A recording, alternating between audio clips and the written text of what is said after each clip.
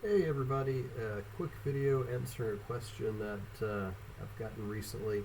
So if you're getting some errors about specifically the Java Development Kit JDK not being in Unity, uh, really easy to solve. What you need to do is open Unity Hub, this guy right here where you usually have your projects and all listed, and go to the Installs section.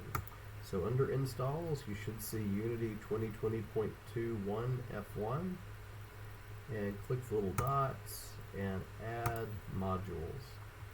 You should already have this checked, this part right here, Android build support. You're going to need that to develop for the Quest.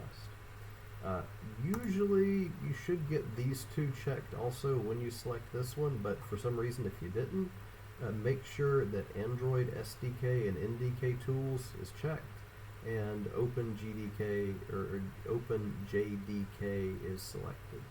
So click those guys and you can click done, and that should get them installed for you.